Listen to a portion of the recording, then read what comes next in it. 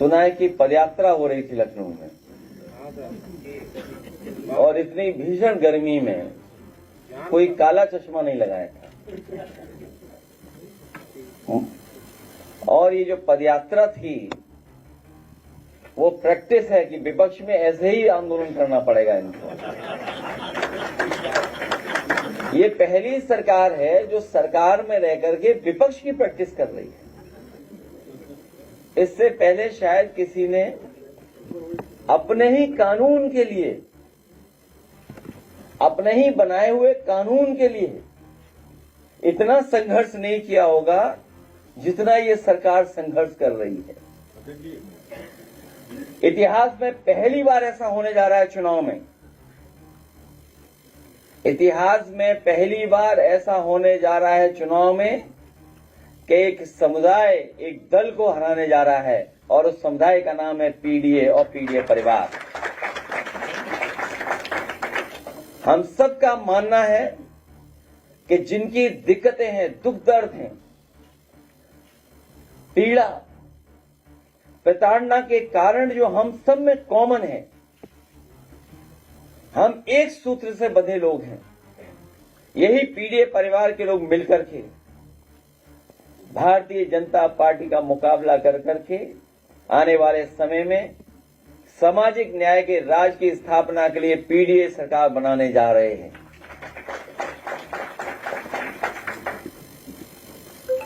और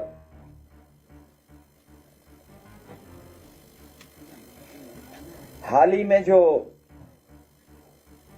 ऐतिहासिक लोकतंत्र की जीत हुई है, उसके लिए हम सब लोग जनता का भी धन्यवाद देते हैं और इंडिया गठबंधन के सभी नेताओं को जिन्होंने साथ दिया, इस ऐतिहासिक लोकतांत्रिक जीत के लिए बहुत बहुत बधाई देना चाहते हैं। सदन में भी कहा, सदन के बाहर भी कहा, और फिर कहते हैं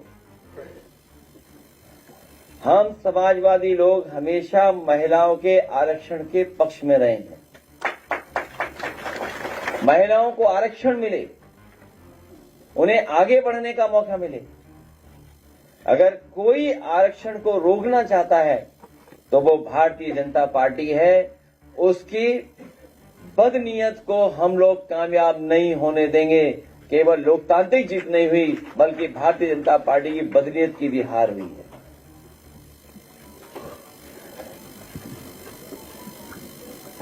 जो लोग गिनना नहीं चाहते हैं, जो लोग गिनना नहीं चाहते हैं और वो जानते हैं कि जब जनगणना होगी तो लोग अपनी जाति की जनगणना की मांग करेंगे, और जब जाति जनगणना की मांग होगी तो लोग अपने हक, अधिकार और आरक्षण की बात करेंगे। इसीलिए भारतीय जनता पार्टी के लोग जनगणना नहीं करना चाहते थे।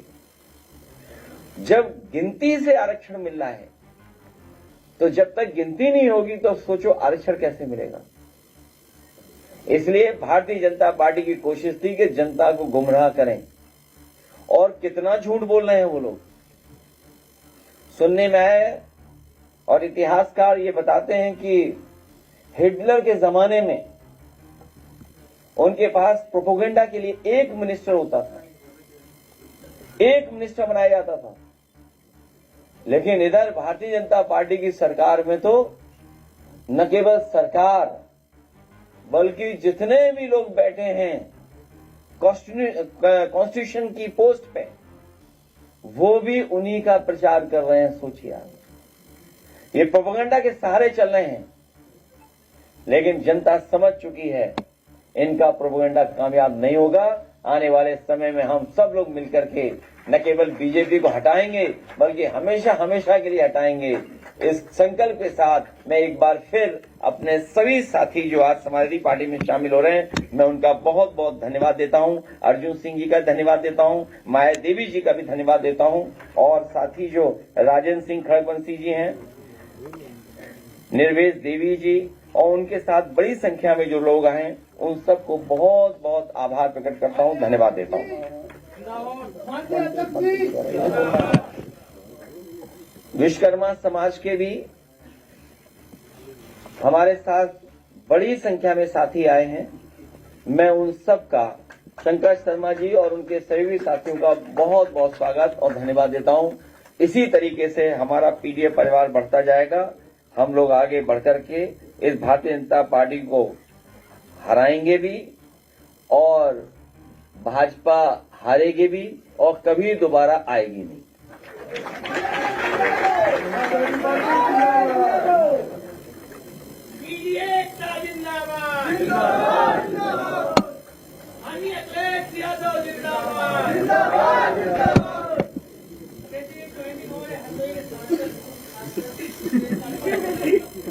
ठीक ठीक ठीक ठीक।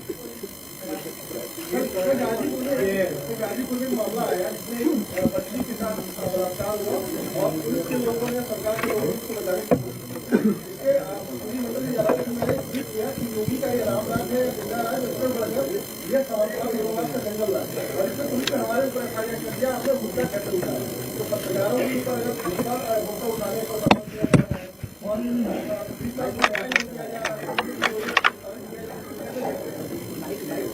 मैं आप सबको बहुत सावधान करना चाहता हूं और आप सबको कहना चाहता हूं कि चौकन्ना रहें। सावधान तो रहें, चौकन्ना भी रहें। भारतीय जनता पार्टी हारते समय कुछ भी कर सकती है। अब वो हार रही है और जाएगी तो फिर कभी लौट के नहीं आएगी। ये डर सबसे ज्यादा उनके अंदर है।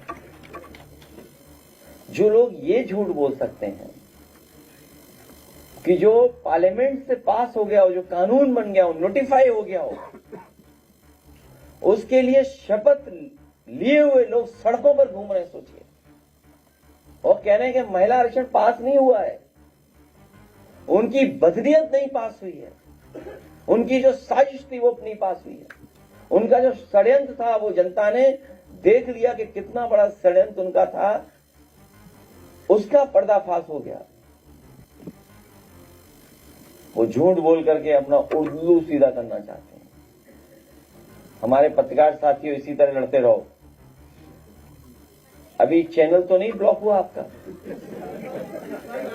और हमें तो वो पता है कि एक नौजवान ने हमें चाय क्या पिला दी, चाय की दुकान बंद करा दी। कैसी डेमोक्रेसी है, कैसा लोकतंत्र, सोचिए कि एक व्यक्ति ने, एक नौजवान जिसको रोजगार नहीं सरकार दे पा रही, स्वयं रोजगार कर रहा है अपनी काबिलियत से, वो कम से कम ये तो कह रहा है कि मेरे से अच्छी चाय कोई नहीं बना सकता। मुझे तो लगता है कि इसी बात की नाराजगी होगी उसने कैसा क्यों कह दिया।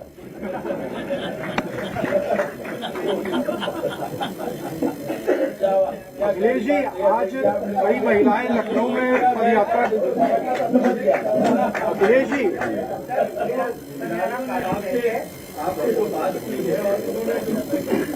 हाँ, आपका तो रहेगा। आज बहुत दिनों बाद आए हो आप। कहाँ बीमार हो गए थे क्या? हैं? इधर नहीं आए आप, बहुत दिन दिखे नहीं आप। अच्छा, ठीक है। सर, मेरा नाम काजिल बैदी है और मैं इंजीनियर यूनिवर्सिटी का स्टूडेंट हूँ और जर्नलिज्म कर रहा हूँ, लेकिन मेरा सेकेंड ईयर है और मेरे साथ जो साथी आया है उसका फर्स्ट ईयर है। सर, मेरा सवाल आपसे ये है, हम आपसे ये जानना चाहते हैं कि जो पीडीए का जो समीकरण आप गिरा रहे हैं, उसमें जेनजी कहाँ बैठता है? पीडीए ही जेनजी है।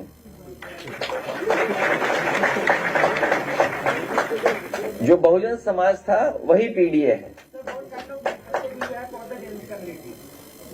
आप हमारी लड़ाई लड़ोगे, इंटीग्रल यूनिवर्सिटी समाजवादियों ने बनाई, वहीं से आप पढ़े हो तो हमारा ही समर्थन करोगे आप।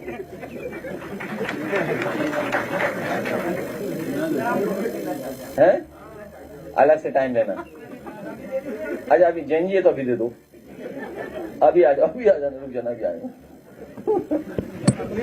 नहीं, क्रोधित हो जाए क्या पता। अरे रुक जा, आराम से। हैं? नहीं, वो ठीक है। क्रोधित में सिविलाइज अनसिविलाइज क्या होता है? सिविलाइज लोग भी गुस्सा हो जाते हैं।